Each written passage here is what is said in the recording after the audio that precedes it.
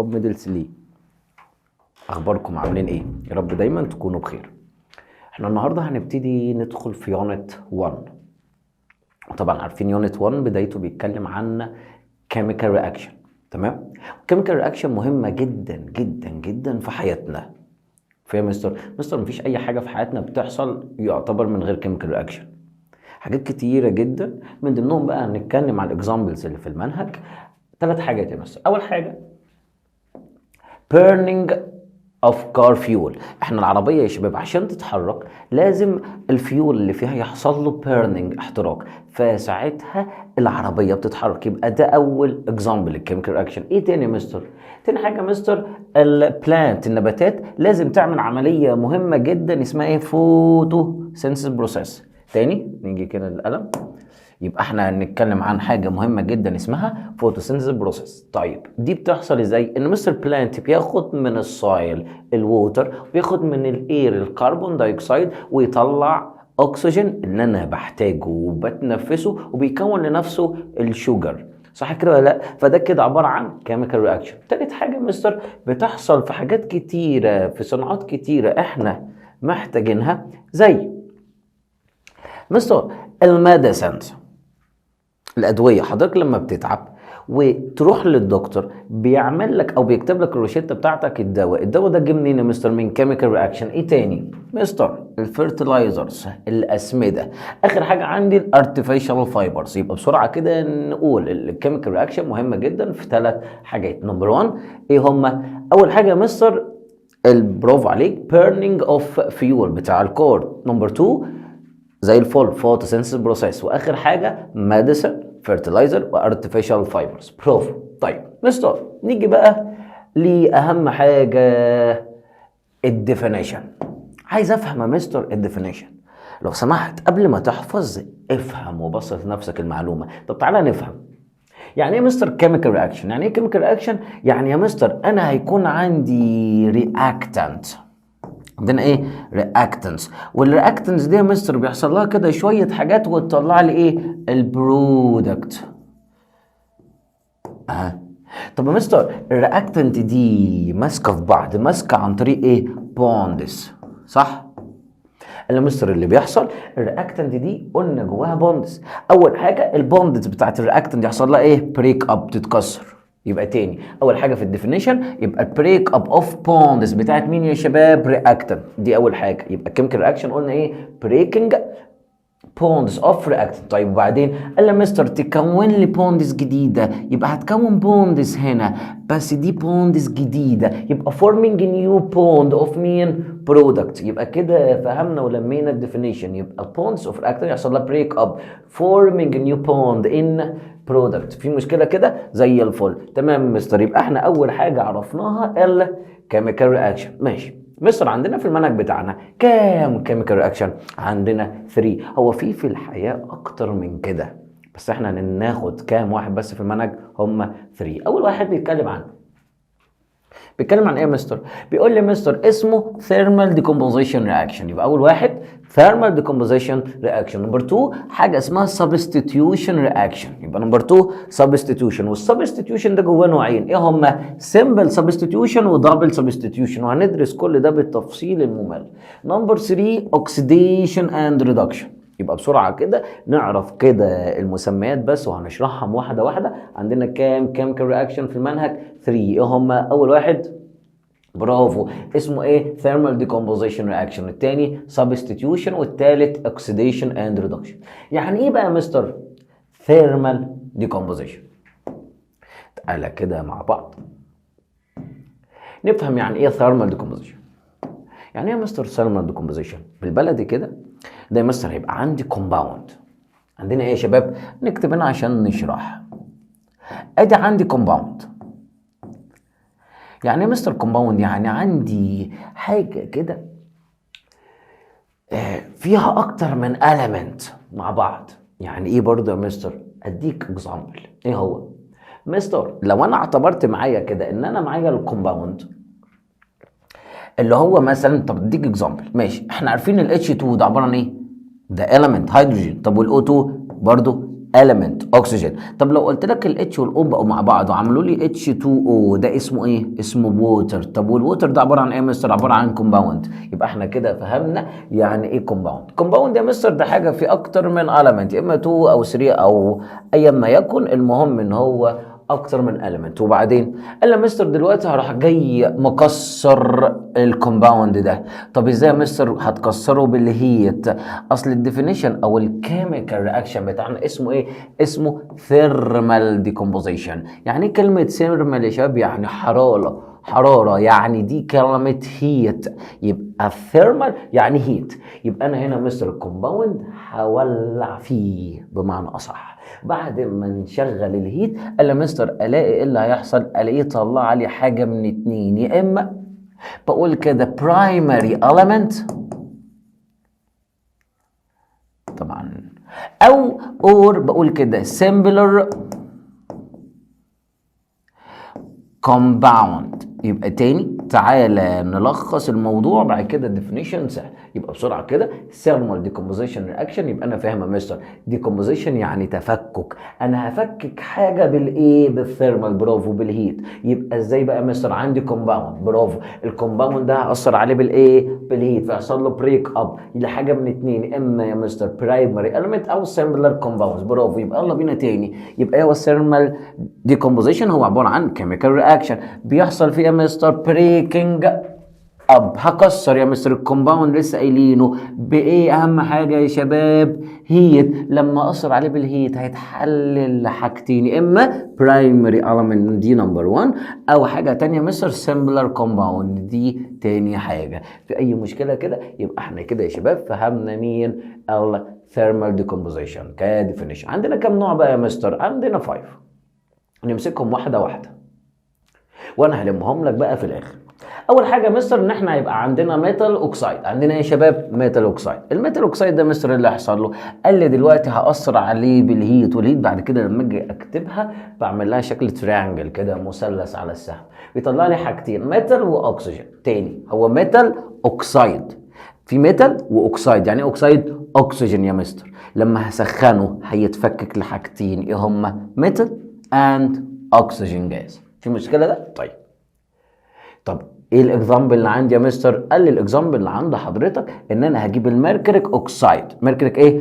اوكسايد. لما هسخنه هنا سهم لازم اكتب هيت، لما يحصل هيت يطلع لي ايه؟ قال لي هيطلع لي الميتال بتاعي هو اسمه ايه؟ ميركوريك اوكسايد. يبقى الميتال اسمه ايه؟ ميركوري اهو، اتفكك لميركوري وطلع لي غاز مين؟ الاكسجين. طيب يا مستر ده زي الفل، دي كده انا بقيت فاهمها كرياكشن. طب تعالى نكتبها ككيميكال ايكويشن بسرعه. هي عباره عن HGO يطلع لي HG بلس O2. في مشكله ده؟ طب تعالى كده نفهم مع بعض الايكويشن دي اتعملت ازاي. يلا بينا. قال لي يا مستر اهو انا كتبت ادي HGO ده اسمه ايه؟ ميركوري اوكسايد. ماشي، سخنا طلع لي ايه يا مستر؟ طلع لي الميركوري HG بلس O2، والO2 ده مستر ايفولف. ماشي زي الفل. طب دلوقتي يا مستر الايكويشن دي بالانسد ولا لا؟ زي ما اتعودنا في الريفيجن بتاعت الحصه اللي فاتت. تعالى ناكد علينا كده يا مستر، هي بالانسد ولا لا؟ مستر هو هنا كام حاجه او كام اليمنت دخلوا في الرياكتنت؟ هما اتنين، الاتش جي اليمنت والاكسجين ده اليمنت تاني. يبقى انا بمسك الكومباوند واقسمه للاليمنت بتاعته اللي انا حافظ السيمبلز بتاعتها. عندي مين هنا؟ اتش جي، برافو، ميركوري، وادي الاكسجين. طيب الناحيه الثانيه اكيد برضه يا مستر هلاقي نفس النظام اللي هو مين ومين؟ ادي اتش جي وادي اكسجين. طب زي الفل. طب تعالى نعد كام اتش جي دخلت؟ برافو 1. كام او؟ 1. زي الفل. الناحيه الثانيه كام اتش جي؟ 1. طب كام او؟ 2 يا مستر. طب هي كده بالانسد؟ لا يا مستر، الاتش جي بالانسد لكن الاكسجين لا، ده دخل او واحده طلعت 2. طب ده ينفع؟ لا يا مستر. طب ايه الحل؟ قال لي مستر اروح للناحيه الاقل واكترها. طب اكترها ازاي؟ اعمل لها تايمز 2، فهعمل الكومباوند ده كله تايمز 2 بقى ايه؟ 2 اتش جي او. طب زي الفل. ارجع بقى يا مستر تحت واروح جاي باصص للمنظر اللي قصادي ده واروح جاي ماسح اللي انا عملته. نرجع تاني بسرعه كده. ماشي احنا عاوزين، ماشي طب يلا بينا. هروح جاي ده يا مستر خلاص ماليش علاقه بيه. طيب اعمل ايه مستر؟ سهله خالص. ادي الاتش جي بقوا كام؟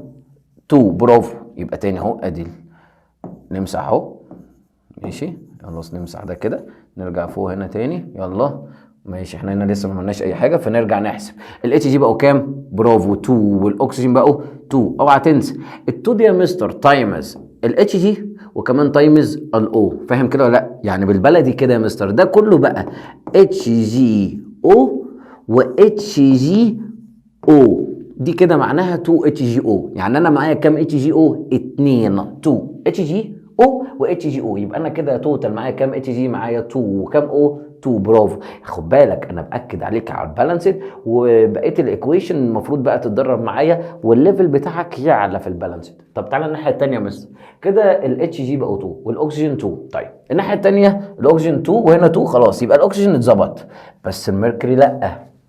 طب اعمل ايه يا مستر؟ اروح للاقل وازوده، فاحط هنا 2 وارجع تحت بقى تاني امسح ده كده واروح جاي بقى ايه حاسب هو كده بقوا كام اتش؟ ما هو 2 خلاص يا مستر، ما هي 2 اتش جي بس كده. البلس دي فاصل ما بين الاتش جي والاو، فكده نقارن الرياكتنت اتش جي دخلوا 2 طلعوا 2 برافو، والاكسجين دخلوا 2 طلعوا 2. يبقى الايكويشن كده بالانسد، يبقى الايكويشن بتاعتي بالمنظر ده 2 اتش جي او ساهموا عليه هيت يطلع لي ايه؟ 2 اتش جي بلس او 2. يبقى دي كده اول ايكويشن، ولازم اكون حافظها كويس جدا. خلاص يبقى نرجع تاني زي ما كنا. يبقى هنا يا مستر الايكويشن بتاعتي بتقول ايه؟ يبقى 2 اتش جي او وهنا في هيت طلع لي 2 اتش جي بلس او 2. فاضل لي حاجه صغيره خالص، ايه هي؟ مستر لازم ابقى عارف كل كومباوند ليه كلر في المنهج، لازم ابقى حافظه عشان غالبا بيجي يسالني فيه. تاني يبقى الميركوري اوكسايد لونه ايه؟ زي ما كاتبوا لك بلونه، لونه ايه يا شباب؟ ريد كلر. طب تاني حاجه يا مستر الميركوري سيلفر كلر. تمام؟ فاضل لنا مستر الاكسجين. الاكسجين ده يا مستر بعرفه ازاي؟ ساعات كده بيسالني ازاي الاكسجين يا شباب اقدر اميزه. ازاي يا شباب تقدر تعمل له ديستنجوش؟ طب ازاي يا مستر؟ مستر انا عارف من وانا صغير ان الاكسجين مهم جدا في بيرن اوف هيت، بيساعد على الاشتعال.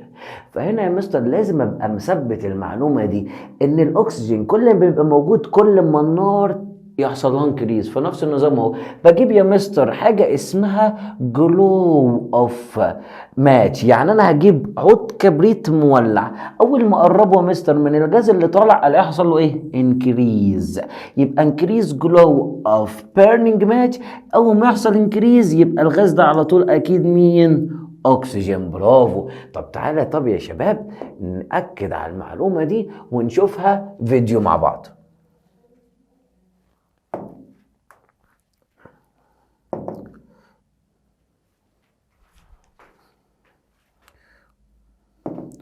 اهو زي ما حضرتك شايف كده اهو ده الميركوريك اوكسايد لونه ريد. برافو. وهو بيسخن لا يا مستر في جاز كده عمال يجمعه زي ما انت شايف اهو. الجاز ده انا عارف ان هو اكسجين، بس برضه هنتاكد. تعال بص بعد كده ايه اللي حصل. اللي حصل يا شباب ميركوري ده دلوقتي بقى المفروض لونه سيلفر، انا عارف انها مش باينه هنا. نيجي هنا الاهم، هنا الجاز اللي متجمع. تعال نبص كده نشوف ايه اللي هيحصل هنا عشان اكد لك ان هو اكسجين. بص اول ما يقرب كده النور حصل لها ايه؟ انكريز. الانكريز ده يا شباب بيدل ان ده ايه؟ اكسجين. يبقى الاكسجين يحصل انكريز جلو اوف بيرنينج ماتش. برافو علينا. نرجع بقى زي ما كنا.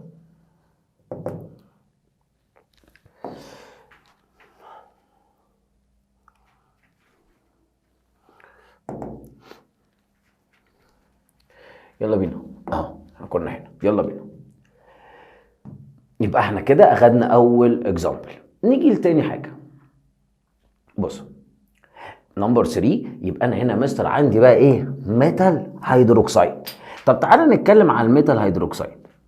يعني ايه مستر ميتال هيدروكسيد؟ يعني ميتال معاه الاتوميك جروب اللي هو الهيدروكسيد. ايه هو الهيدروكسيد؟ اللي هو او اتش، اوعى تنساه. طب الفالنسي بتاعته مونوفالنت. تمام افتكرنا. هيكون معايا ايه مستر؟ ميتال اوكسايد، يعني ميتال ومعاه اكسجين. برافو. وايه اللي هيطلع؟ ووتر فيبور. تعالى نتاكد كده ونشوف الاكزامبل بتاعنا. قال لي مستر حضرتك هتجيب كبر هيدروكسيد، هتروح جاي يعمل له ايه؟ اكيد هيت. اوعى تنسى احنا هنا لغايه دلوقتي في انهي رياكشن فعلا ثيرمال ديكومبوزيشن، التحلل او التفكك بالحراره. فنمسك الكبر هيدروكسيد نسخنه، هيطلع لي ايه يا مستر؟ كبر اوكسايد، والكبر اوكسايد يطلع معاه كمان ايه؟ ووتر فيبر. في مشكله كده؟ طب يلا بينا. الكبر هيدروكسيد ايه هي الكيميكال فورمولا بتاعته؟ CuOH باي 2. برافو، لما سخناه طلع لنا مين؟ كبر اوكسايد. الكبر اوكسايد رمزه ايه؟ CuO بلس H2O اللي هو الووتر فيبور. زي الفل. الايكويشن دي بالانسد ولا لا؟ مستر دي بالانسد، دي ميزه كويسه. طب يلا بينا. الكبر هيدروكسيد لونه ايه؟ بلو، والكبر اوكسيد لونه بلاك. خد بالك عشان ده هيتكرر معانا في كذا ايكويشن. يبقى الكبر اوكسيد اوعى تنسى اللون بتاعه ايه؟ بلاك. طيب زي الفل. يبقى كده يا مستر احنا عرفنا 2 اكزامبل. يلا بينا اكزامبل نمبر 3. نمبر 3 بيتكلم عن ايه؟ قال لي مستر هنا اسمه ايه؟ ثيرمال ديكومبوزيشن اوف الميتال كربونيت. يبقى انا مستر هيبقى عندي هنا ايه؟ ميتال كربونيت، هسخنه هيطلع لي ايه؟ ميتال اوكسايد بلس كربون دايوكسيد. طب يلا بينا كده. ميتال كربونيت يعني ميتال معاك كربونيت اللي هي الرمز بتاعها ايه؟ CO3. اوعى تنسى الفالنس بتاعها داي. برافو. طب يلا بينا اكزامبل ايه يا مستر؟ قال لي CuCO3 يعني كبر كربونيت، والكبر بداي والكربونيت داي، فمفيش اي فالنسات اتكتب تحت. يبقى ده السيمبل او الكيميكال فورمولا اوف كبر كربونيت CuCO3. تعال نسخن. طلع لي ايه يا مستر؟ كبر اوكسايد اللي هو ايه؟ CuO. احنا خلاص ده قلناه وحفظناه، وكمان المفروض حفظنا كمان ان الكبر بتاعه لونه بلاك. ويطلع لنا غاز اسمه ايه؟ CO2. تعال اديها لك بمثال سهل. ايه هي؟ مستر CuCO3 احنا قلنا هناخد ايه هنا؟ كبر اوكسايد يعني CO وواحده اكسجين، يعني طلع لي CuO. طب اتبقى معاك ايه؟ CO2 صح كده؟ حته كده ايه؟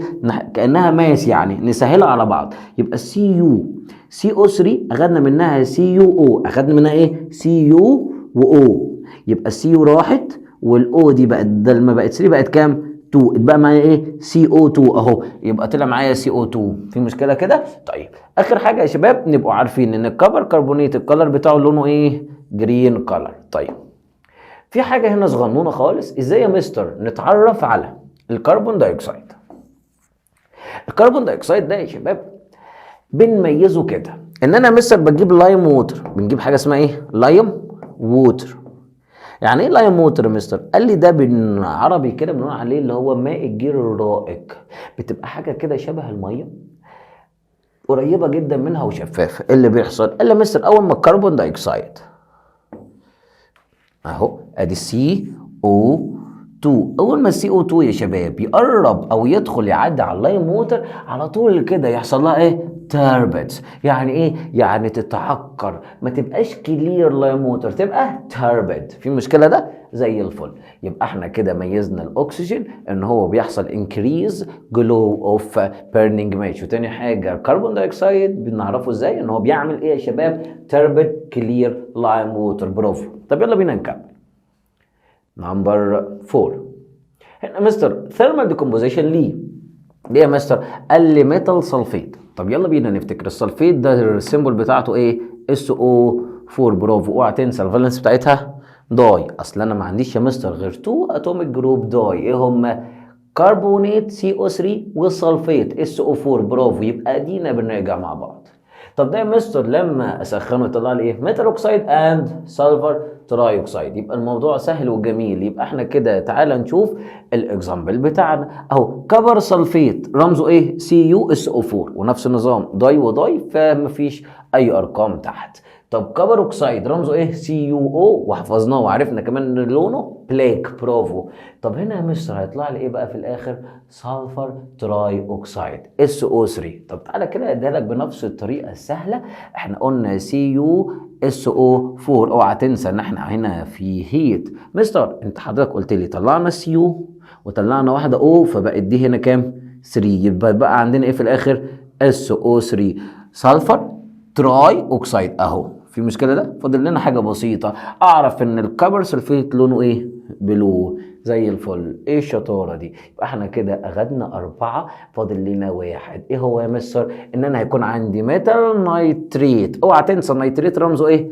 NO3. برافو. يبقى الصوديوم نيتريت رمزه ايه؟ هيبقى الصوديوم Na والنيتريت NO3. يبقى الصوديوم نيتريت رمزه ايه؟ NaNO3. طيب تعالى هنا الناحيه الثانيه، لما سخنه يا مستر يطلع لي ايه؟ اللي هيطلع لي ميتال نيترايت اند اوكسجين. تاني هيطلع لنا ايه؟ ميتال نيترايت اند اوكسجين. طب تعالى كده نبص مع بعض. ادي اهو يا مستر الصوديوم نيتريت اهو بالمنظر ده، عامل ازاي؟ اهو NaNO3 طلع لنا ايه؟ NaNO2 بلس O2. فاضل لنا ايه يا شباب؟ البالانسد. لو جينا بصينا مع بعض هنلاقي هنا يا مستر ال Na واحده، ال N واحده، ال O3. طب هنا ال Na واحده، ال N واحده، ال O2 2 يبقى 4. فهنا يا مستر الاكسجين 3 اقل، فعملنا لها كلها تايمز 2، فبقى كده 2 Na و2 N و6 O. طب هنا نفس النظام مستر، نحط كمان هنا 2 عشان يبقى 2 Na و2 N، وكمان هنا 2 و2 دول كام؟ دول 4 بلس 2 كمان، يبقى كل الاكسجين كام؟ 6. زي ما دخل زي ما طلع. فاضل لنا ايه هنا؟ الكالر بتاع الصوديوم نيتريت، اللون بتاعه ايه هنا يا شباب؟ وايت كالر. طب الصوديوم نيترايت لونه يالوش وايت، اللي احنا بنسميه كده بينا من بعض، اللي احنا بنقول عليه ايه؟ اوف وايت. تمام؟ شاطره ريتاج، برافو عليك. طيب تعالى نرجع مع بعض، ناخد كده يا مستر ملخص اثبت فيه الفايف ايكويشن. تعالى بقى كده نمسح ده ونشتغل مع بعض على نظافه. تعالى كده نلم ملخص للثيرمال ديكومبوزيشن بسرعه بقى يا شباب. اول حاجه عندي يا مستر ان انا هشتغل كده على اول ايكويشن اللي هي بتقول ايه؟ 2HgO. لا دي مش حلوه خالص، تعالى كده نمسح، معلش بحب الحاجه تبقى شكلها شيك كده شبهكم يا شباب. يلا بينا نرجع تاني، يبقى 2HgO. يلا بينا نسخن. طلع لي ايه يا مستر ده؟ طلع لي 2Hg بلس O2 evolve. يبقى دي اول ايكويشن. تعالى ناخد الايكويشن الاخيره جنبها. اشمعنى يا مستر؟ عشان قريبين من بعض. ايه هما؟ اللي هي 2Na NO3. يلا بينا نسخن. يطلع لي ايه يا شباب؟ 2Na NO2 بلس O2 زي الفل. يبقى ده كده تاني ايكويشن، وفعلا الاكسجين يحصل له ايفولف. يبقى دي شبه دي. طب شبهها في ايه يا مستر؟ انا قاصد احطهم لك ورا بعض عشان تميز ان اولا الاثنين دول بيطلعوا لك اكسجين. تاني حاجه ان الاثنين فيهم نفس البالانس، حطينا هنا 2 هنا 2 هنا 2 هنا 2، فيبقوا سهلين كده لما تذاكرهم ورا بعض. طب تعالى ناخد بعد كده اللي هم ايه؟ الثلاثه اللي شبه بعض، اللي هم فيهم كلهم كبر. دي فيها كبر هيدروكسيد يبقى CuOH باي 2، والتانية كبر كربونيت CuCO3، والتالتة CuSO4. طب تعالى بقى نمسك التلاتة دول نسخنهم. يلا بينا، يلا. ادي هنا هيت هيت هيت. يلا بينا. احنا قلنا التلاتة مستر بيطلعوا لي ايه؟ كبر اوكسيد اللي هو مين؟ CuO، وهنا برضو كبر اوكسيد CuO، هنا CuO. برافو يا شباب. فاضل لنا يا مستر ايه اللي هيطلع بعد او مع الميتال اوكسيد. يلا بينا. احنا هنا اتفقنا قلنا Cu وOH باي 2، يعني هنا معايا OH وOH، اخدنا Cu واحدة O، اتبقى ايه عندي؟ H2O. طب هنا اخدنا واحدة Cu وواحدة O، اتبقى ايه؟ CO2. والتالتة اخدنا كبر وواحدة اكسجين، فاتبقى عندي SO3.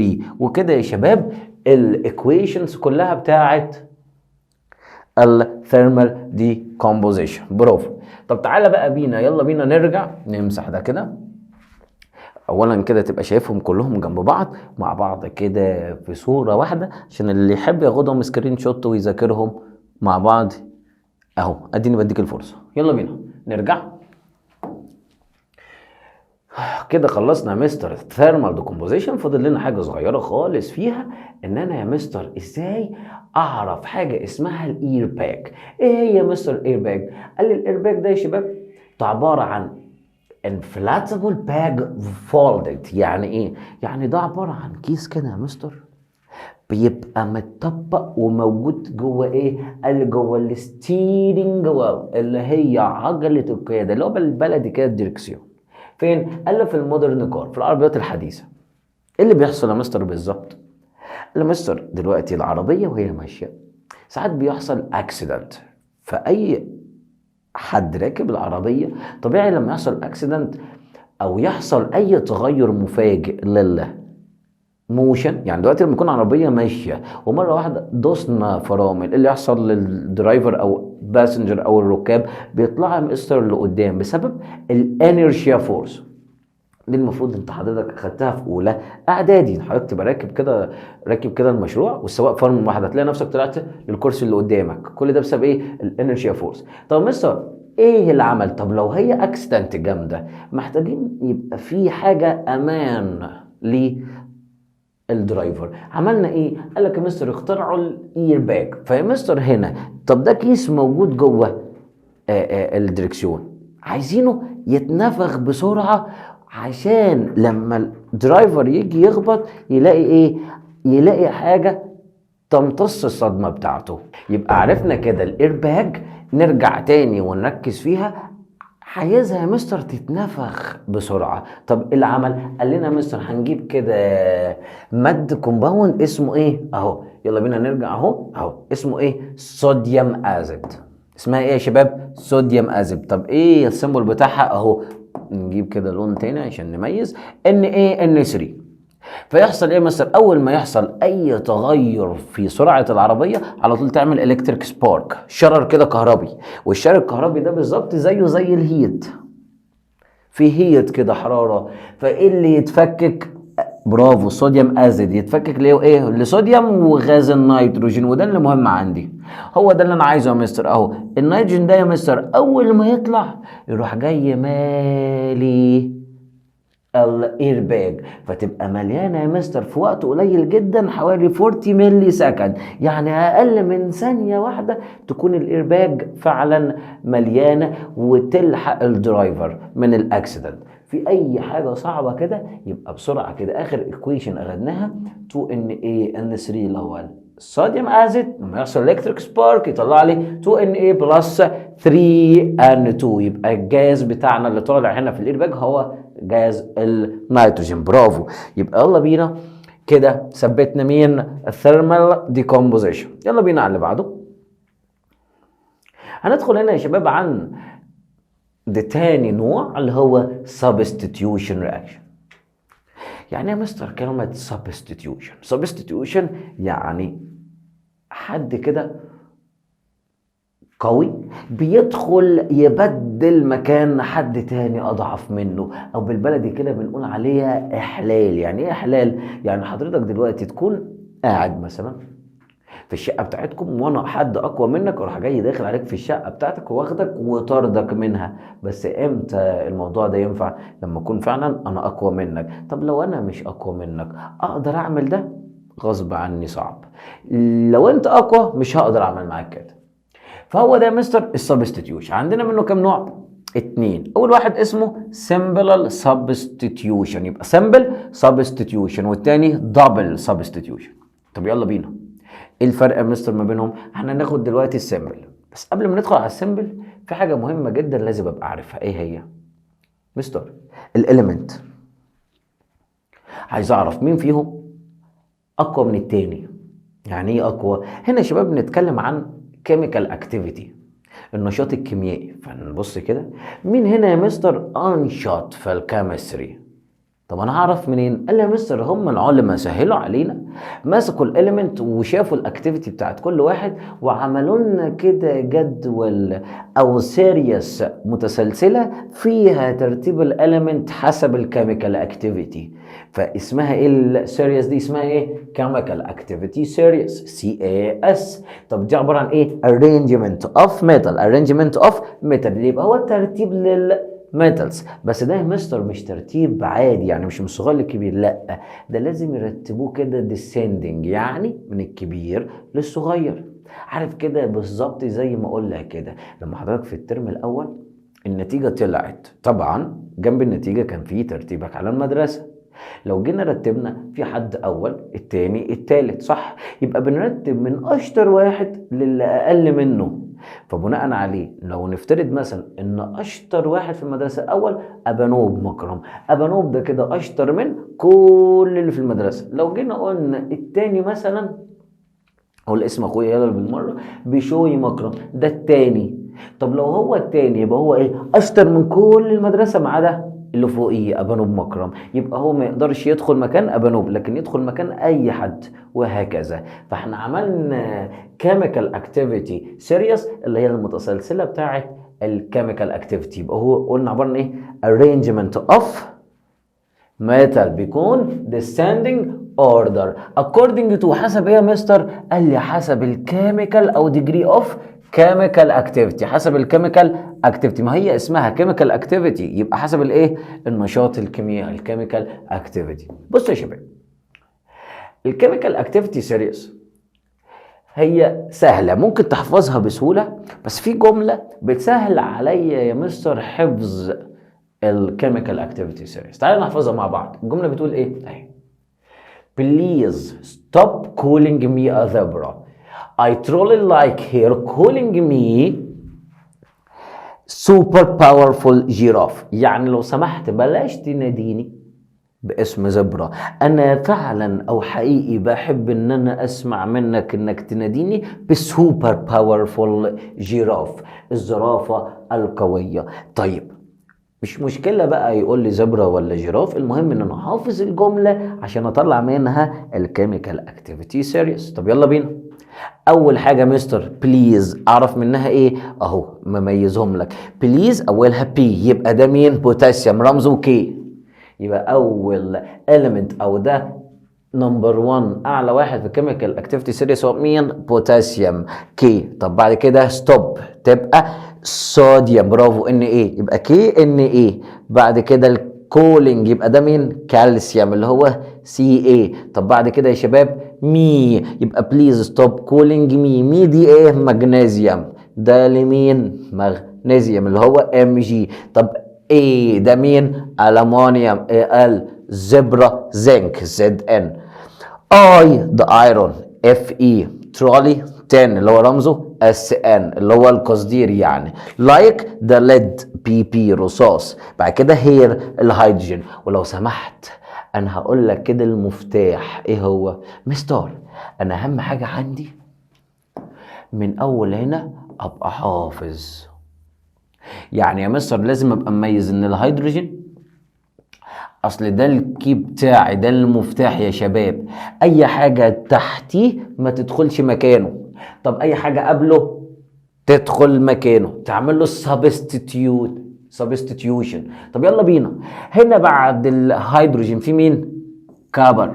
يبقى اول واحد ما يدخلش مكان الهيدروجين، برافو عليك، الكبر. طب بعديه ميركوري، وبعديه سيلفر بلاتينيوم جولد. تاني كبر ميركوري سيلفر بلاتينيوم جولد. تاني بقى احفظ الخمسه دول، ثبتهم معايا، اقولهم ورايا تاني. مين؟ كبر ميركوري سيلفر بلاتينيوم جولد. تاني كبر ميركوري سيلفر بلاتينيوم جولد. يبقى الخمسه دول يا مستر ما يدخلوش مكان الهيدروجين، ورمزهم كده: الكبر سي يو، الميركوري اتش جي، سيلفر اي جي، بلاتينيوم بي تي، جولد اي يو. برافو علينا. يبقى احنا كده يا مستر اول حاجه احتاجناها عشان نعرف السبستيتيوشن ان احنا ثبتنا مين؟ الكيميكال اكتيفيتي سيريس. يلا بينا بقى نفهم مع بعض السمبل وبعد كده ندخل على الدبل. يلا بينا. سمبل سبستيتيوشن رياكشن ده عباره عن ايه يا مستر؟ هو كيميكال رياكشن ان ويتش بيحصل فيه ايه؟ الاليمنت كلها يا مستر او اي اليمنت يعني يقدر يعمل سبستيتيوشن. مش اي واحد اللي يقدر يعمل سبستيتيوشن، لازم يكون التاني ماله less active. يبقى عندي element زي مثلا الصوديوم. الصوديوم يا شباب قبل الهيدروجين ولا مش قبله؟ قبله. يبقى يقدر يدخل مكان الهيدروجين، وهناخد اكزامبل دلوقتي. يبقى السيمبل سبستيتيوشن يبقى عندي element يدخل مكان element، اهو دي حاجه سيمبل خالص. يبقى هنا كيميكال رياكشن بيحصل فيه ايه مستر؟ ان الاليمنت سبستيتيوت بتدخل مكان another less active element، لازم يكون less active. فين يا مستر؟ هو قاعد في السوليوشن بتاعه، فبيدخل مكانه. طب تعالى نشوف اول اكزامبل. قال يا مستر اول حاجه عندي يكون هنا في ميتال سبستيتيوت الهيدروجين اوف ووتر. تاني يبقى عندي element هيدخل مكان الهيدروجين بتاع الووتر. طب ازاي الكلام ده يا مستر؟ قال لي مستر هتجيب اكتيف ميتال هيدخل مكان الهيدروجين بتاعت الووتر. طب تعالى اشرحها لك مع بعض بصوره جميله. يلا بينا اهي امسح هنا، نرجع بقى تاني مستر اهو. يلا بينا هنمسك اول حاجه هجيب الاكتيف اليمنت اللي هو الصوديوم. مستر الصوديوم اروح جاي حاطه على الووتر. الووتر هو عباره عن ايه؟ H2O صح؟ ويطلع لي ايه ده يا مستر؟ تعالى بالراحه واحده واحده اميزها لك. ال H2O تعالى نقسمها كده ل H و OH ونميزهم كده. دول الاتنين كانوا عايشين مع بعض علاقه حب كبيره يا مستر. قاعدين مع بعض علاقه حب قد ايه؟ قال لي يا مستر حوالي 7 سنين بيحبوا بعض. ده يا مستر الولد ودي البنت. وبعدين قال لي مستر ده ابن خالة البت. طب ده كان فين؟ قال لي ده مستر كان عايش في الخليج. وطبعا مش محتاج اتكلم، يبقى ده كده ثري عربي. مستر الواد والبت دول عايشين مع بعض علاقة حب كبيرة جدا. الولد بيحبها وجايب لها كل حاجة، ورد بقى وشوكولاتات بقى، ويعزمها بقى مرة في بازوكا ومرة في كنتاكي. ده كده بقى قلب اعلان مش مشكلة. المهم ان هم بقى لهم مع بعض 7 سنين. طب ايه اللي حصل؟ قال مستر الواد اللي جه من الخليج ده طبعا الماني هنا يتكلم. عمل ايه؟ اعجب بالبت دي وهي قريبته اصلا فتقدم لها. فطبعا مين وافق؟ البنت واهلها، مع ان في قصه حب. قالت معلش الماني يحكم. فهنا دلوقتي راح جاي الصوديوم واخد مين؟ البت دي اللي هي مين؟ الاو اتش. يبقى بقى عندي NaOH اللي هو صوديوم هيدروكسيد. ومين يا عيني يا مستر دلوقتي لوحده؟ الولد اللي هو الهيدروجين. يعمل ايه يا مستر؟ قال لي وطبعا الهيدروجين لازم يبقى H2. راح يا مستر انشنق نفسه وانتحر، فروحه طلعت لربنا حصل له ايفولف. يبقى احنا كده لمينا الايكويشن ان الصوديوم لما دخل على الووتر خد مين؟ الاو اتش وطلع الهيدروجين. فكده يا مستر الصوديوم عمل سبستيتيوت دخل مكان مين؟ برافو الهيدروجين. ليه؟ عشان هو مور ذان اكتيفيتي، اعلى منه في الكيميكال اكتيفيتي. يبقى يلا بينا نكمل الايكويشن وناخد بالنا. الايكويشن دي يا شباب بقى بالانسد ولا لا؟ ركز كده قبل ما اقول اه او لا. عيني قبل السهم وبعد السهم. فبص كده مثلا انا قبل السهم عندي كام اليمنت؟ 3. ايه هما؟ Na و OH. طب بعد السهم اكيد هم اللي هم مين؟ NaOH. طب يلا بينا نعد. كم Na قبل السهم؟ هي واحدة. كم O قبل السهم؟ هي واحدة. كم H؟ 2. طب هنا كم Na؟ واحدة. كم O؟ واحدة. كم H؟ مستر هنا في واحدة وهنا في 2، يبقى كلهم كام؟ 3. برافو اهو. طب كده يا شباب بالانسد؟ لا مستر ما دام لقيت في اي رقم مختلف في الناحيه اللي قبل السهم عن اللي بعد السهم ما بين يعني الرياكتنت والبرودكت يبقى هي ان بالانسد. يبقى عايزه يحصل لها بالانسد تتوازن. طب يلا بينا نوزن. يبقى هنا يا مستر اول حاجه هبص فين اقل؟ الناحيه دي صح؟ فيها هيدروجين اقل فهعمل لها كلها تايمز 2. ويلا بينا نرجع نحسب الحسابات بتاعتنا. يبقى نمسح ده وده وده. يلا بينا بقى معانا هنا يا شباب كم Na لسه واحد، كم O بقوا 2، وكم H ده خد بالك دي تايمز 2 تايمز 2 بقوا كام؟ 4. عايز افهمك، عارف يعني ايه 2H2O؟ يعني يا مستر H2O و H2O بقى معايا منهم 2 واحده ادي الثانيه، فكده معايا 4H و2O. تمام؟ عشان اللي مش فاهم دي فصصناها. طب كده مستر ينفع؟ لا الصوديوم موزون لكن الاكسجين والهيدروجين لا. طب ايه العمل؟ لازم افكر اروح برضو للاقل واكتره اعمل له برضو تايمز 2 اللي هو مين؟ هنا الاكسجين. اروح جاي اعمل له هنا على طول تايمز 2 وارجع هنا تاني اروح جاي بقى ماسح واعيد حساباتي. يلا بينا. هنا ال Na كام؟ برافو بقوا 2 والاكسجين 2 والاتش 2 وكمان 2 يبقوا 4. افهم دي معناها ايه يا مستر؟ NaOH وان ايه او اتش، يبقى معايا 2 من ان ايه او اتش. فكده دول فيهم كام ان ايه؟ ادي واحده ادي الثانيه. كام او؟ 2. طب كام اتش؟ دول فيهم 2 وهنا كمان 2، اوعى تنساهم يبقوا معايا 4. كده ميزتها لك بالمظبوط. فاضل لنا ايه يا مستر؟ ان الصوديوم بس هنا مستر يتظبط، يبقى هنا كمان 2. فكده الايكويشن بتاعتي يبقى 2 ان ايه بلس 2 اتش 2 او، طلعت لي ايه؟ 2 ان ايه او اتش بلس اتش 2. وحاجة أخيرة بس يا شباب، إن الإيكويشن دي يا شباب بعد ما بيطلع ال Na وال NaOH وال H2 كمان يا شباب بيطلع معاها هيت جامدة جدا، وهوريكم فيديو ليها دلوقتي. بيطلع لنا إيه هنا يا شباب؟ هيت، اوعى تنساها. يبقى في البرودكت NaOH بلس H2 بلس هيت. طب تعالى كده نشوف الفيديو مع بعض. يعني نمسح ده كده.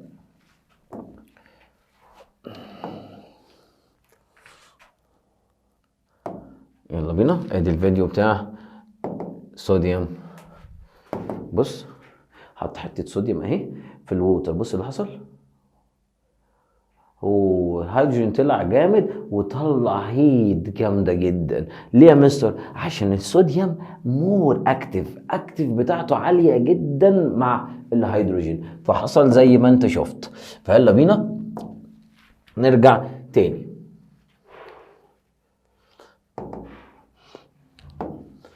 اهو يبقى احنا وصلنا هنا. يبقى الايكويشن بتاعتنا 2Na بلس 2H2O طلعت لي ايه؟ 2NaOH بلس H2 بلس هيت. حاجه عايزك تميزها مستر، ايه الفرق ما بين السبستيتيوشن والثيرمال ديكومبوزيشن؟ الثيرمال ديكومبوزيشن كان عندنا كومباوند سخنت فيه هيت طلع لي 2 كومباوند او 2 اليمنت. هنا لا، ما حصلش الكلام ده. هنا مستر كان عندي قبل السهم 2، واحد منهم element اهو، واحد بس element واحد Na وكومباوند، وطلعوا بقى element برضه هو الهيدروجين وكومباوند تاني. يبقى السمبل سبستيتيوشن بميزه ازاي؟ element وكومباوند، كومباوند element تاني، element كومباوند، كومباوند element. يبقى انا كده ميزت السمبل سبستيتيوشن. طب يلا بينا تاني اكزامبل يا مستر. قال لي احنا اول حاجه اخدناها لما يكون element بيدخل مكان الهيدروجين اوف ووتر. طب تعالى بقى نجرب element هيدخل مكان الهيدروجين اوف اسيد. يبقى انا عندي اسيد جواه هيدروجين، ومن الحصه بتاعت المراجعه حضرتك عارف ومميز ان اي اسيد لازم يكون اوله H بوزيتيف هيدروجين ايون. طب يلا بينا. قال لي مستر الاسيد بتاعنا هو هنا واحد اللي هو اسمه ايه؟ هيدروكلوريك اسيد اللي هو HCl. فهو يا مستر اول اليمنت عندي زنك. الزنك يا شباب حطيناه على الهيدروكلوريك اسيد. ايه اللي هيحصل مستر؟ قبل ما افكر اخد بالي من حاجه، هو الزنك قبل الهيدروجين في الكيميكال اكتيفيتي سيريس ولا بعده؟ برافو، قبل الهيدروجين، لان احنا اتفقنا قلنا ان انا عندي كام اليمنت بعد الهيدروجين؟ 5. ايه هما؟ كبر؟ ايه نسيت ولا ايه؟ يلا بعد الكبر مين؟ تمام كبر، ايوه نسينا. يبقى كبر ميركوري ليد، وبعد الليد سيلفر مش ليد تاني، يبقى كبر ميركوري سيلفر بلاتينيوم جولد تاني، كبر ميركوري بلاتينيوم سيلفر بلاتينيوم جولد. يبقى هنا مستر الزنك ده قبل الهيدروجين فيدخل مكانه عادي. فالزنك اهو دخل مكان الاتش اهو، الزد ان مسكت في السي ال والهيدروجين طلع بره اهو. ده ساري عربي زد ان خلى الاتش تعمل ايه؟ تطلع بره اهي. ومسك البت الحلوه دي مين؟ اللي هي كلورايد السي ال. فبقى عندي كده الزنك مسك في السي ال بقى اسمه ايه؟ زنك كلورايد. واوعى تنسى الزنك الفالنسي بتاعته داي، فبقى هنا في 2 عند الكلورايد، والاتش طلع لوحده لازم يطلع H2. ولو بصينا كده مش بالانسد، حاطين ال2 هنا بالانسد. تمام. طب تعالى كده ناخد الايكويشنز دي مع بعض. نرجع هنا تاني. يبقى بسرعه اول ايكويشن اتكلمنا عليها ان انا يا مستر هجيب الزد ان بلس مين؟ HCl. واللي بيميز ال HCl ان هو دايل. يعني ايه دايل يا شباب؟ يعني مخفف يا مستر، دايليوتد. فيطلع لي ايه هنا؟ ZnCl2 بلس H2. فاضل لي يا مستر البالانسد. هنا كام زد ان واحده؟ طلعت واحده زي الفل. كام اتش هنا؟ 1. طلعوا كام؟ 2. فهنا الاتش عاوز 2، خلاص حطينا 2. طب هي بالانسد ولا لا؟ اتاكد. زد ان واحده زد ان الثانيه. لما اجي اعمل بالانسد امسك الايكويشن تاني من الاول واركز فيها. فهنا زد ان واحده طلعت واحده. كام اتش؟ 2. طلعوا 2. كام سي ال؟ برافو 2. طلعوا 2. دي اول ايكويشن. تاني ايكويشن ان انا همسك يا مستر الالومنيوم اي ال واحطه برضو على الاسيد اللي هو اتش سي ال، وبرضه هو دايل اسيد دايليوتد. طب ايه اللي بيحصل؟ قال لي الالومنيوم يا مستر هو حاجه من الخمسه اللي هم مين؟ كبر، ميركوري، سيلفر، بلاتينيوم، جولد. هو مش حاجه منهم. فالالومنيوم يدخل مكان الهيدروجين، فهو الالومنيوم يدخل مكان الهيدروجين ويمسك في الايه؟ السي ال. بس اوعى تنسى الالومنيوم يا شباب هو عباره عن تراي فيلنت، فلازم اكتب هنا 3 تحت الكلورايد، لكن السي ال هنا 1. يبقى الالومنيوم كلورايد، الالومنيوم تراي فيلنت، فاكتب 3 تحت السي ال، والسي ال اكتب مونو. ده كيميكال فورميولا اللي المفروض برضو راجعناه. ومين هيطلع بقى بره يا شباب؟ الهيدروجين. برافو. فاضل لي حاجه صغيره يا مستر، بالانسد ولا لا؟ يلا بينا نشوف مع بعض. تعال يلا بينا نعمل الجدول اهو. انا عندي كام اليمنت داخلين؟ 3. ايه هما؟ اي ال، اتش، وكمان سي ال. طب نفس النظام من الناحيه الثانيه هيبقى كام عندي اليمنت طالع؟ برضو 3. ايه هما؟ برافو، اي ال، اتش، وكمان سي ال. طب يلا بينا. الالومنيوم اللي داخل كام واحده؟ برافو 1. كام اتش؟ كام اتش؟ واحده. كام سي ال؟ واحده. ايه ده يا مستر؟ طب الناحيه الثانيه كام ال؟ واحده. كام اتش؟ 2. كام سي ال؟ 3. ده ايه اللخبطه دي؟ دي 2 يا مستر عشان تبقى واضحه، نوضح دي كده. دي 2 يا شباب، 2. اوبا. طب يا مستر نعمل ايه؟ ده الموضوع شكله كده هيتوه مننا. طب ايه الحل؟ مستر ده هنا في واحده اتش وهنا 2، يبقى خلي اللي فيها اتش دي هنا كام؟ برافو 2. طب يا مستر لو عملت كده هي هتظبط؟ لا، ده انا هلاقي نفسي دخلت في درويله. ليه؟ لان هلاقي يا شباب هنا الاتش بقوا 2 والسي ال بقوا 2، فانا ظبطت الاتش بس لكن السي ال لا. السي ال هنا 3 وهنا 2. اول ما تلاقي كده هنا في 2 وهنا في 3 يبقى نعمل اكستشينج. يعني ايه يا مستر؟ يعني حضرتك تروح جاي ماسح ال 2 دي وتروح جاي على طول تعمل هنا تايمز كام؟ قول لي. بص احنا هنا دي في 3 وهنا في 2، يبقى على طول اعمل هنا تايمز 2. صح كده ولا لا؟ بقى كده عندك كام؟ اي ال 2، فحط هنا كمان 2. فاضل لي ايه يا مستر؟ الاتش سي ال. هو الاتش سي ال هنا كام مستر؟ طب هو هنا الاتش اصلا طلع 2 وهنا السي ال بكام؟ 2 تايمز 3 كام؟ 6. يبقى انا السي ال لازم كمان هنا يكون كام؟ 6. برافو. فهنا 2 اي ال، فهنا 2 الومنيوم. كام اتش؟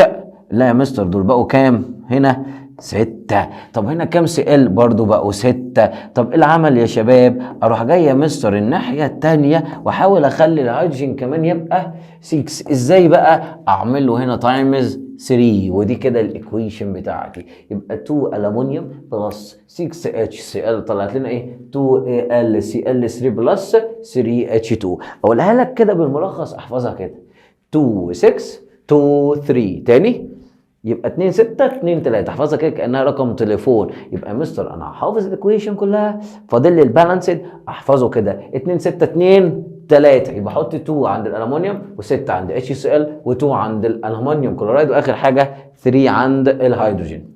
فاضل لنا هنا يا شباب اخر ايكويشن ان انا احط اليمنت مع هيدروكلوريك اسيد اللي هو مين يا مستر؟ قال لي الكبر.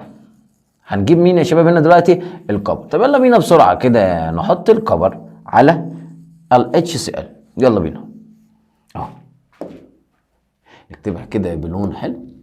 قال لي مستر ادي الكبر سيو هحطه على HCl.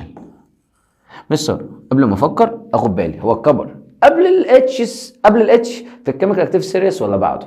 احنا حفظنا 5 بعد الاتش. مين هما؟ كبر، برافو، ميركوري، سيلفر، بلاتينيوم، جولد. فالكبر يا مستر واحد منهم هو بعد الهيدروجين، فهيدخل مكانه مستحيل. فهنا يا مستر بالملخص سهله خالص، هنكتب هنا نو رياكشن. يبقى احنا كده يا مستر عرفنا السمبل سبستيتيوشن مع الهيدروجين لما يكون عندي مين؟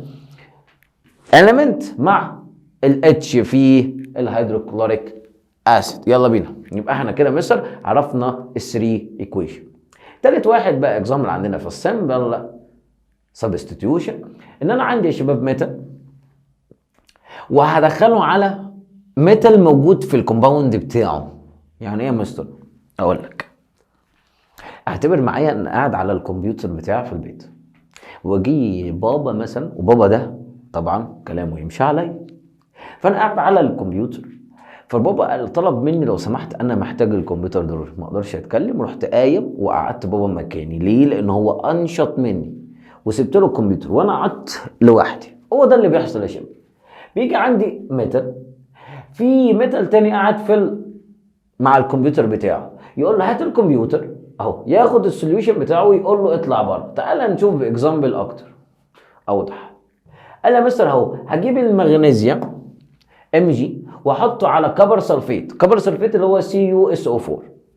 مستر الميركوري قصدي المغنيسيوم قبل الكبر ولا لا؟ فعلا مستر قبله، فهو فعلا اكتر منه في الكيميكال اكتيفيتي. فيروح جاي يا مستر يقول للكبر امشي اطلع بره، فادي المغنيسيوم يدخل مكان الكبر، الكبر ده يقول له ايه؟ اطلع بره. طلع بره اهو بقى Cu، والام جي مسكت في الاس او 4 فبقى ام جي اس او 4. فيلا كده نشوف الايكويشن. يبقى الام جي بلس سي يو اس او 4 طلع لي ايه؟ ام جي اس او 4 بلس سي يو. والسي يو دي يا شباب بيحصل له ايه يا مستر؟ قال لي بريسبتيت، يعني بيترسب، يعني بينزل تحت، اختصار بي بي تي. يبقى يلا بينا بسرعه كده. الكبر سلفيت لونه ايه؟ بلو كلر. طلع لنا مغنيسيوم سلفيت ده ايه يا مستر؟ كلرلس. يعني ايه كلرلس؟ يعني عديم اللون، يعني ما عندوش لون. وطلع لنا ايه بعد كده؟ الكبر اللي هو ريد بريسبتيت. في مشكله ده؟ يلا بينا. يبقى احنا كده خلصنا السمبل سبستيتيوشن. نخش على دبل سبستيتيوشن رياكشن. يعني ايه مستر دبل سبستيتيوشن؟ قال لي يعني ده تبادل مزدوج. يعني ايه تبادل مزدوج؟ اديك مثال. عارف كده لما انت كده ممكن يكون معاك جاكيت حلو وعاوز تغير عايز تلبس اكتر من طقم، تروح جاي عامل ايه؟ تغير بس يا دوب اللي تحت الجاكيت وتلبس عليه جاكيت. يعني مثلا انا لابس دلوقتي اهو بوكلت كحلي، اغير البوكلت ده والبس مثلا بوكلت ابيض والبس عليه نفس الجاكيت، بقى كده عندي طقم جديد. صح كده؟ لا، نفس النظام. مستر بيجي واحد وصاحبه انا اهو، وفي مثلا اي حد من صحابي زي مستر ابانوب دراسات، هو يا مستر معاه جاكيت نبيتي وانا معايا جاكيت اسود.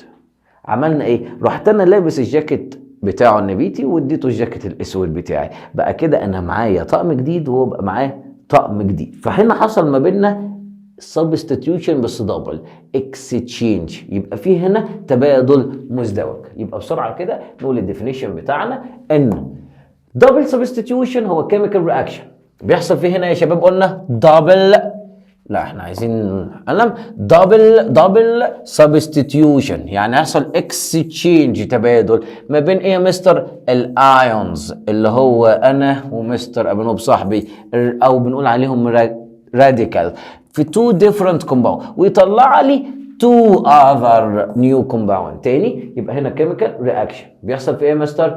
double exchange اللي هو double substitution ما بين two ions between two ions of two different compound. يبقى انا عندي different compound نبدل مع بعض ويبقى عندي two other new compound، يبقى عندنا compound جديدة. طب يلا بينا نشوف اكتر في مثال. هنا مستر اول نوع، وعلى فكرة النوع ده اهم نوع في الدبل سبستيوشن، واغلبية الاكزامز بيجي فيها التفاعل ده. اسمه ايه؟ نيوتراليزيشن رياكشن. تاني اسمه ايه؟ نيوتراليزيشن رياكشن، يعني تفاعل التعادل. يعني ايه يا مستر؟ قال لي كده ده سهل خالص نحفظه كده. ده رياكشن بتوين اسيد اند الكالي تو فورم سولت ووتر. تاني رياكشن بتوين مين؟ اسيد اند الكالي. تاني رياكشن بتوين acid and alkali to form salt water to form salt and water to form salt and water. يبقى تاني بسرعة كده نثبت. يبقى أنا مستر النيوتراليزيشن رياكشن ده تفاعل قلنا بيحصل ما بين مين ومين؟ acid and alkali أو acid and base to form يكون salt water to form يكون salt وووتر. يبقى النيوتراليزيشن قلنا إيه؟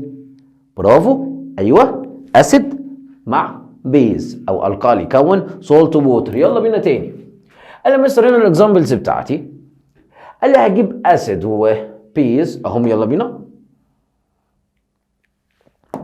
يلا الاسيد بتاعنا HCl والبيز NaOH. واوعى تنسى احنا عرفنا وميزنا يا مستر ان البيز اخره OH والاسيد اوله H. يلا بينا. يبقى ال NaOH بلس HCl قلنا هيكون ايه؟ سولت ووتر. بص اللي هيحصل الدبل اكستشينج هكتبها لك انا عشان تبقى فاهم. ادي الايكويشن بتاعتي ادي ال Na هكتبها لك كده بالوان عشان حضرتك تبقى مميز كل حاجه. بص كتبت لك الجزء البوزيتيف ده اهو. اي كومباوند يا شباب بيبقى متقسم لتو ايون او تو راديكال، جزء بوزيتيف وجزء نيجاتيف. ادي الجزء البوزيتيف هنا ال Na وادي ال OH جزء نيجاتيف. ايه اللي هيحصل؟ قال لي ده هيحصل رياكشن مع H وده برضو الجزء البوزيتيف وده بعد كده Cl الجزء النيجاتيف. بص ميز كده معايا ايه هو؟ اي كومباوند الجزء الاولاني بوزيتيف الجزء الثاني نيجاتيف. هنا الجزء الاولاني بوزيتيف الجزء الثاني نيجاتيف. ايه اللي يحصل؟ يحصل اكستشينج. يعني ايه؟ قال مستر ادي البوزيتيف ده واخد النيجاتيف ده فيبقى عندي NaCl اهو. هكتب لك ادي ده البوزيتيف خد النيجاتيف الجديده وده ايه يا شباب؟ ده السولت الملح بتاعنا اهو. وهيحصل تبادل بقى التاني. ايه اللي هيحصل؟ ادي يا مستر ادي البوزيتيف ده ياخد النيجاتيف دي فيبقى عندي H مع ال OH يبقى H2O ده الووتر اهو. يبقى احنا كده فهمنا اول تفاعل عن الدبل سبستيتيوشن. يعني هيحصل يا مستر دبل اكستشينج تبادل بس تبادل مزدوج. ده يبدل وده كمان يبدل مع بعضه. فهو ال Na دخلت اخدت ال Cl فبقى NaCl وال H خدت ال OH وبقت H2O. فده كده الايكويشن بتاعت النيوتراليزيشن رياكشن اللي احنا قلنا اسيد وبيز او الكالي طلع لي ايه؟ سولت ووتر. ودي اكتر ايكويشن بتيجي في الامتحانات. اخر حاجه كده بيقول لي هنا حاجه بسيطه ايه هي؟ ان هنا يا مستر لو عايزين نمسح احنا كده لو انا سخنا بقى الناتج ده مش ده عباره عن سولت ووتر ده سولت ووتر. لما هسخن ايه اللي هيحصل؟ الووتر يا مستر هيحصل لها ايفولف تتبخر كلها ويتبقى عندي مين؟ السولت ريمين. يبقى اهو الووتر ايفابوريت والNaCl اللي هو التيبل سولت يفضل ريمينز باقي. يلا بينا. يبقى تاني واحد بقى في الدبل سبستيتيوشن اهو. بقول لي هنا مستر رياكشن ما بين اسيد وكمان سولت. يبقى هنا الاولاني كان ايه وايه؟ سولت. لا اسيد مع بيز هيكون لي سولت ووتر. هنا بقى اسيد مع سولت زي ايه؟ قال لي مستر هجيب هنا تعالى كده احنا نشتغلها مع بعض. ادي اهو يا مستر السولت بتاعي NaCl. تعالى كده نبتديها من الاول عشان ناخد السبوره كامله عشان دي طويله شويه. ادي ال Na السولت بتاعي ايه؟ CO3 وهنا احط 2 يبقى السولت بتاعي اسمه ايه؟ صوديوم كربونات. تاني السولت بتاعي اسمه ايه؟ صوديوم كربونات اهو كتبناه. في مشكله ده؟ قال لي الاسيد بتاعي مين؟ ال HCl اهو. احنا اتفقنا وقلنا ده جزء ايه؟ دبل اكستشينج فالبوزيتيف ياخد النيجاتيف والنيجاتيف هتروح للبوزيتيف. ادي البوزيتيف نيجاتيف بوزيتيف نيجاتيف. يبقى اول بوزيتيف اللي هو ال Na هياخد مين؟ الCl ويتكون عندي NaCl. ده اول حاجه. تاني حاجه قال لي البوزيتيف ال H هياخد الCO3 واللي هو المفروض عباره عن H2CO3 تمام. بس الكومباوند ده يا شباب بيتفكك بسرعه ما بيفضلش موجود بالشكل ده. بيتفكك ليه يا مستر؟ بيتفكك يا شباب ل H2O بلس CO2 ايفولف. يعني ده بيتفكك لميه وكمان كربون دايوكسيد. يبقى احنا كده لو جينا نكتب الايكويشن مظبوطه هروح جاي ماسح ده بقى خالص ونكتب عشان تبقى عارف الايكويشن بتاعتك مظبوطه. انا شرحت لك الجزء ده عشان تبقى فاهمه بس. فالايكويشن بيطلع NaCl، وقلنا بيطلع ايه بقى؟ H2O بلس CO2 اللي احنا قلنا ده اللي هو كان عباره عن ايه؟ H2CO3، وقلنا ده بيتفكك على طول. تمام؟ فده كده ما بقاش موجود اهو. فاضل لي ايه يا مستر؟ البالانسد. يبقى انا كده عرفت الجزء بتاع التبادل، الدبل اكستشينج. فيلا بينا. هنا عندي كام Na؟ 2. طلعوا كام؟ 1. فخلاص يا مستر احط 2 هنا على طول. طب بص ادي 2 Na طلعوا 2 Na. طب بسرعه كده الناحيه الثانيه، دوت 2H2 هنا كام واحده؟ واحد. اعمل هنا 2. خلاص كده هي بالانسد. بس تعالى نتاكد. ادي 2Na طلعوا 2Na. طب هنا واحده سي طلعت واحده سي. طب ايه كمان؟ 2H طلعوا 2H، و2Cl طلعوا 2Cl. في حاجه صعبه؟ اوعى تنسى هنا الاو 3 طلعوا كام يا مستر؟ ما طلعوا او 3 برضو. ادي واحده او وادي 2 او فطلعوا او 3. فكده الايكويشن بقت بالانسد. فاضل لنا حاجه صغيره. ايه هي؟ الكربون دايوكسيد يا مستر بنتعرف عليه ازاي؟ قال لي مستر انا بجمعه في بالونه كده، واول ما امسك البالونه كده واعديها على كلير لايم ووتر بيحصل له ايه؟ برافو، تربت. لان احنا ميزنا الكربون دايوكسيد. يبقى احنا هنا يا شباب عرفنا كده السامبل او الدبل سبستيتيوشن. بس تاني واحده، ادي الاسيد مع الاسيد وادي السولت طلع لي ايه؟ سولت برضو ووتر وكربون داي اوكسيد. تالت واحده هنا عندي 2 سولت. خد بالك بقى الايكويشن دي برضو مهمه جدا جدا جدا، من الايكويشنز اللي بتيجي في الامتحانات كتير. ايه هي؟ قال لي هجيب 2 سولت سوليوشن. يعني ايه؟ يعني ايه سولت سوليوشن؟ كلمه سولت ملح، سوليوشن يعني محلول، يعني ملح ضايف في ميه. عندي كام هنا ملح ضايف في ميه؟ 2. ايه هما؟ ال NaCl وال AgNO3. طب تعالى كده نكتبها مع بعض. نمسح هنا. يبقى بسرعه قلنا الايكويشن بتاعتنا ال NaCl بلس AgNO3 ده صوديوم كلورايد وده سلفر نيتريت. اللي بيحصل مستر اوعى تنسى ده بوزيتيف ده نيجاتيف ده بوزيتيف ده نيجاتيف. اتفقنا وقلنا ايه اللي بيحصل؟ البوزيتيف ياخد النيجاتيف فيتبقى عندي NaNO3. طب وبعد كده البوزيتيف ده ياخد النيجاتيف دي فيبقى عندي AgCl. بس خد بالك هنا مستر بيقول لي معلومه مهمه جدا وبيجي عليها الامتحان. ايه هي؟ لما يحصل رياكشن بتوين 2 سولت سوليوشن اللي بيتكون؟ قال لي لازم يتكون عندي بريسبتيت، وده لونه ايه يا شباب؟ وايت. يبقى ده لونه وايت PPT يعني راسب ابيض. وايت ايه؟ PPT راسب ابيض. يبقى احنا كده عرفنا ال 3 اكزامبل على دبل سبستيتيوشن. ندخل كده عن تالت نوع وممكن نقول عليه هو الأهمهم، هو التوب من حيث الأهمية في الامتحان. اسمه ايه؟ اوكسيديشن وريدكشن. اوكسيديشن وريدكشن. بص يا شباب عارفين لو مسكنا كده الامتحانات بتاعت السنة اللي فاتت بنسبة حوالي مثلا 5% بس من المحافظات كلها اللي ما فيهاش اوكسيديشن وريدكشن. الاوكسيديشن والريدكشن دول مهمين جدا ومفيش امتحان ما بيجيش فيهم، فلازم نركز فيهم كويس جدا. قال لي عندي كام نوع للاكسيديشن والريدكشن؟ قال لي نوعين.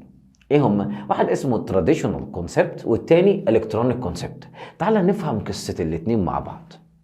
قال لي مستر كده نحفظ او نفهم التراديشنال الاول.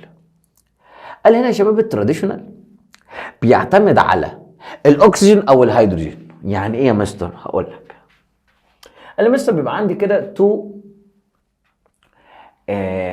رياكتنت بيتفاعلوا مع بعض. زي هنا الهيدروجين هيتفاعل مع كبر اوكسيد، يبقى ال H2 مع CuO. ايه اللي هيحصل؟ قال لي تروح جايه ال H واخده ال O فتبقى H2O والCu بقت لوحدها. طب ده يا مستر كده ايه اللي حصل؟ قال لي هنا الاكسيديشن لو بصيت تعالى امسك معايا كده. ال H ده كان معاه اكسجين؟ لا. يبقى في الرياكتنت معاه اكسجين؟ معهوش. طب ايه اللي حصل الناحيه الثانيه؟ بقى معاه اكسجين يا مستر، فعدد الاكسجين زاد، صح؟ صح؟ يبقى دي اسمها اوكسيديشن. هقول لك على معلومه احنا هنا في الاكسيديشن والريدكشن مهم عندي اعرف 4 حاجات. هعرف الواحده هجيب ال3 التانيين. انا عايزك تميز معايا. اول حاجه عندي الاكسيديشن. اول حاجه مين؟ الاكسيديشن. يبقى ايه هي مستر هنا الاكسيديشن؟ يحصل انكريز للاكسجين، يبقى انكريز نمبر اوف اوكسجين. اول ما الاقي الاكسجين زاد يبقى دي اوكسيديشن بروسيس. يبقى احنا كده مستر ميزنا الاكسيديشن. طب يبقى الريدكشن عكسها. الاكسيديشن انكريز اوكسجين، فالريدكشن ديكريز اوكسجين. حاجه صعبه كده تاني، بس هنا في التراديشنال عشان نبقوا فاهمين كديفينيشن بنقول كده increase oxygen او decrease hydrogen، والعكس في الريدكشن. يبقى الريدكشن عباره عن ايه؟ decrease number of oxygen or increase number of hydrogen. طيب وبناء عليه مستر اللي بيعمل oxidation بنسميه reducing agent. تاني اللي عمل oxidation بنسميه ايه؟ عكسه بقى reducing agent. يعني ايه يا مستر؟ كلمة oxidation يعني حصل زيادة للأكسجين، فهنا ده عمل ايه؟ خد أكسجين، صح؟ فيبقى اسمه reducing. كلمة reducing يعني حد بياخد، يعني حد اختزالي، حد غلس بياخد الحاجة من الناس، فهو ده خد الأكسجين، يبقى هو عمل oxidation بس هو اسمه ايه؟ reducing agent. ونيجي الناحية التانية هيبقى ده عمل reduction، يبقى اسمه ايه؟ oxidizing agent. نسميه اوكسي على طول كده، اوكسي نظافه ريحه توفير اهو. يبقى ده اسمه ايه؟ oxidizing agent. يبقى بسرعه كده يا مستر الملخص بتاعي انا اعرف الايه؟ الاكسيديشن. الاكسيديشن هي increase number of oxygen، يبقى الريدكشن عكسها decrease number of oxygen. واللي عمل الاكسيديشن اسمه ايه؟ reducing agent. واللي عمل الريدكشن يبقى اسمه ايه؟ oxidizing agent. برافو. يبقى حاجه صعبه كده؟ لا. طب يلا بينا نثبت الساينتفك. ايه هو بقى بسرعه كده؟ تعال نعرف الاكسيديشن والريدكشن والريديوسنج ايجنت والاكسيدايزنج ايجنت. يلا بينا نثبتهم كده. اول حاجه عندي مين؟ الاكسيديشن. ايه هو مستر الاكسيديشن؟ الاكسيديشن يعني كيميكال بروسس، عمليه كيميائيه بيحصل فيها قلنا ايه؟ انكريز اوكسجين اور ديكريز هيدروجين. تاني يبقى الاكسيديشن كيميكال بروسس بيحصل فيها ايه؟ انكريز نمبر اوف اوكسجين او ديكريز الهيدروجين. يبقى الريدكشن عكسها، يبقى هي ايه؟ ديكريز الاكسجين اور انكريز الهيدروجين. حاجه صعبه كده؟ يبقى ميزنا الاكسيديشن والريدكشن. ونفس النظام قلنا الاكسيديشن اللي بيعملها اسمه ايه؟ ريديوسنج ايجنت او بنسميه فاكتور او reducing factor. يعني ايه هو ده؟ ده مستر سبستانس. دي الماده تيك اوكسجين. مش احنا قلنا الاكسيديشن زاد اكسجين فسرق الاكسجين فيبقى تيك اوكسجين. تاني يبقى reducing agent تيك اوكسجين، reducing agent تيك اوكسجين away or give hydrogen. يعني هو خد الاكسجين او ادى الهيدروجين، اخد الاكسجين او ادى الهيدروجين. ده مين؟ reducing agent اللي هو عمل oxidation. يبقى الاكسيديشن هو الريديوسنج agent. يبقى تاني مين عمل oxidation؟ الريديوسنج agent اللي هو take oxygen or give hydrogen. يبقى يلا بينا. طب والاكسيدايزنج عكسه بقى، يبقى ده give بياخد الاكسجين، give oxygen مش take او take hydrogen. صح كده ولا لا؟ يبقى عكس بعض. حضرتك هتحفظ الاكسيديشن والريدكشن والريديوسنج ايجنت قصدي. تاني يبقى حفظنا الاكسيديشن، يبقى انا كمان حفظت الريدكشن. الاكسيديشن ايه؟ انكريز اوكسجين اور ديكريز هيدروجين. يبقى الريدكشن عكسها ايه هو؟ ديكريز الاكسجين او انكريز الهيدروجين. خلاص حفظت الاكسيديشن يبقى حفظت الريدكشن. نفس النظام هتحفظ الريديوسنج ايجنت يبقى حفظت الاكسيدايزنج ايجنت. يبقى الريديوسنج ايجنت عباره عن ايه؟ تيك اوكسجين، خدت الاكسجين اور جيف هيدروجين. فهنا الاكسيدايزنج عمل ايه؟ جيف اوكسجين اور تيك هيدروجين. يبقى احنا كده عرفنا اول نوع اللي هو ايه؟ تراديشنال. طب ماشي يا مستر. تاني نوع الكترونيك. ايه اللي حصل؟ قال لك العلماء مستر بعد ما بحثوا في الموضوع لقوا بيحصل اوكسيدايزنج او اوكسيديشن وريدكشن بس من غير اكسجين او هيدروجين. يعني مستر ايكويشن زي اللي هناخدها دلوقتي مثلا اهو ال Na مع السي ال 2 طلع لي NaCl. فين الاكسجين هنا؟ مفيش. طب في هيدروجين؟ مفيش. طب هنا مستر دي فيها اوكسيديشن وريدكشن. طب فينهم؟ قال لك بقى نعمل مفهوم تاني ونفهمه كده، اللي هو بيتكلم او اسمه ايه الكترونيك كونفيجريشن، او اسمه الكترونيك للاكسيديشن ريدكشن. يبقى هنا الاكسيديشن ريدكشن حسب الالكترونيك كونسبت.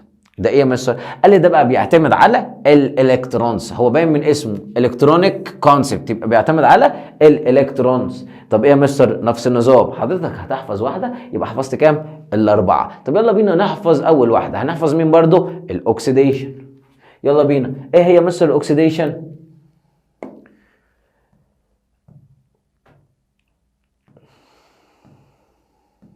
او تعالى نكتب وناخد بالنا كده من الايكويشن، عايز اخليك تميز كام حاجه. ايه هم؟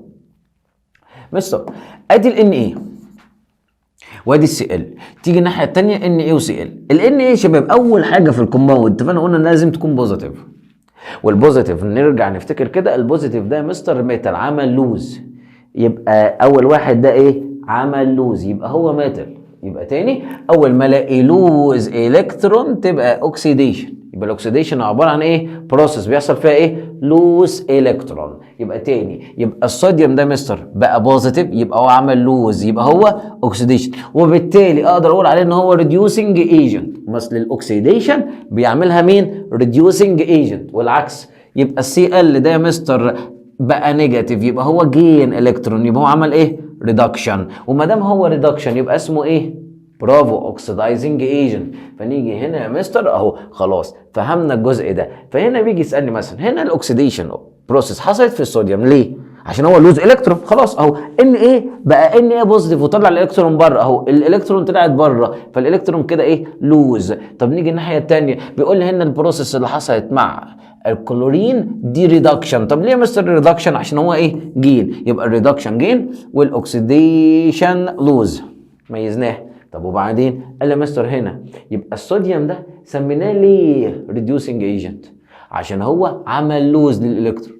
ما نفس النظام. يعني ايه ريديوسنج ايجنت؟ يعني عمل اوكسيديشن. ما دام عمل اوكسيديشن يبقى هو ريديوسنج ايجنت. يبقى الريديوسنج ايجنت ده اللي هو مين؟ الصوديوم، فعمل لوز. والناحيه الثانيه يبقى الكلورين عباره عن اوكسيدايزنج ايجنت، يبقى عمل ريدكشن، يبقى نقول ان هو ايه؟ جين. برافو يا شباب. يبقى يلا بينا نرجع ونثبت بقى الملحوظتين دول. يبقى يلا بينا حفظنا مين؟ الاكسيديشن. ايه هي الاكسيديشن؟ بروسيس يحصل فيها ايه؟ لوز الكترون، ويبقى الريدكشن ايه؟ جين الكترون. طب يلا بينا الريديوسنج ايجنت هو يا مستر اللي عمل الاكسيديشن، يبقى ده مين؟ لوز الكترون اور مور. يبقى تاني لوز ان الكترون اور مور during chemical reaction. يبقى مين هو الريديوسنج ايجنت؟ عارف اقول لك على معلومه، ده نفس الديفينيشن اللي انت المفروض كنت حافظه في اولى اعدادي، ان هو بتاع البوزيتيف ايون. البوزيتيف ايون ده يا مستر بيعمل ايه؟ لوز الكترون. ومين هو يا شباب البوزيتيف ايون؟ ده ايون جايه من الميتال لما يعمل لوز اهو. يبقى الميتال لوز الكترون يبقى اسمه ايه؟ ريديوسنج ايجنت. طب والاكسيدايزنج ايجنت ده نون ميتال يا مستر، عمل ايه يا شباب؟ جين ان الكترون اور مور during chemical reaction. يبقى تاني الاكسيديشن لوز، يبقى ده ريديوسنج ايجنت. ونفس النظام الريدكشن ده عباره عن ايه؟ جين الكترون، يبقى هو اوكسيدايزنج ايجنت. برافو يا شباب. طب تعالى كده نثبت كده، اول ما تلاقي اي ميتال نقول عليه ايه؟ ريديوسنج ايجنت، عشان هو عمل اوكسيديشن. يبقى بسرعه كده اي كيميكال يحصل فيها لوز للالكترون يبقى دي اوكسيديشن. يبقى مين بيعمل الاكسيديشن؟ اي ميتال. يبقى اللي بيعمل اوكسيديشن الميتال. يبقى الميتال اقدر اقول عليه برضو ان هو ايه؟ ريديوسنج ايجنت. يبقى اي ميتال عمل اوكسيديشن يبقى هو ريديوسنج ايجنت. طب يا مستر الناحيه الثانيه تعال نجيب قلم تاني. لما اقول لك الريدكشن ده مين بيعملها؟ النون ميتال يا مستر. يبقى النون ميتال هو عمل ريدكشن. طب عمل الريدكشن ده ازاي يا مستر؟ عشان هو عمل جين للالكترون، يبقى اسمه ايه؟ اوكسيدايزنج ايجنت او فاكتور.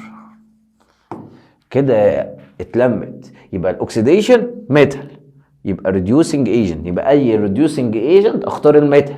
لما يقول لي عايز الاوكسيدايزنج ايجنت اختار النون ميتال. في حاجه صعبه كده؟